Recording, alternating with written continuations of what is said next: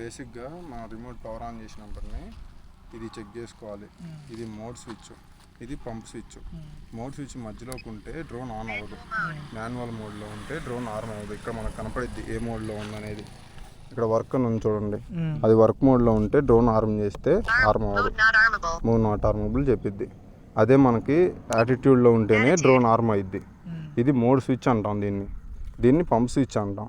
ఈ రెండు కాకుండా ఈ కనిపించే రెండు జాస్టిక్స్, ఇది థ్రోటిల్ అప్ డౌన్, అంటే డ్రోన్ పైకి లేకొట్టడానికి కిందకి దిగటానికి థ్రోటిల్ అప్ డౌన్.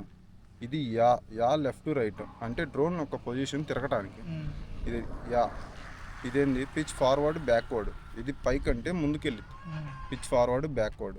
ఇది రోల్ లెఫ్ట్ రైట్, డ్రోన్ పక్కకు జరగటానికి. లెఫ్ట్ అంటే లెఫ్ట్ జరిగిద్ది, రైట్ అంటే రైట్కి జరిగిద్ది.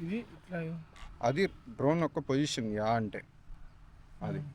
తర్వాత మీరు చెక్ చేసుకోవాల్సింది ఏంటంటే ఈ పైన ఉన్న కాలం మొత్తం చెక్ చేసుకోవాలి. ఇక్కడ జీపీఎస్ గుడ్ ఉందా లేదా, తర్వాత ఇక్కడ బ్యాటరీ ఎంత వోల్టేజ్ ఉంది అది, తర్వాత శాటిలైట్స్ ఎన్ని ఉన్నాయి, 18%, 19%.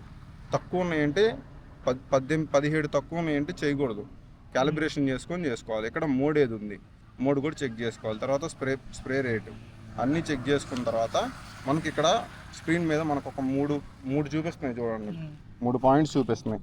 ఒక పాయింట్ వచ్చేసి హోమ్ పాయింట్, అంటే డ్రోన్ ఉన్న పొజిషన్ హోమ్ పాయింట్.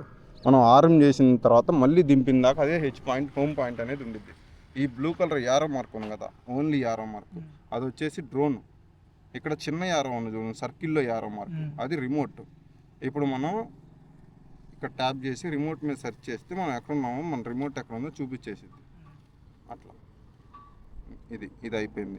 తర్వాత మీరు ఆర్మ్ చేయడానికి ఇది ఇట్లా దగ్గరికి క్లోజ్ చేసి పట్టుకుంటే లోపల కంటే డ్రోన్ ఆర్మ్ అయితే.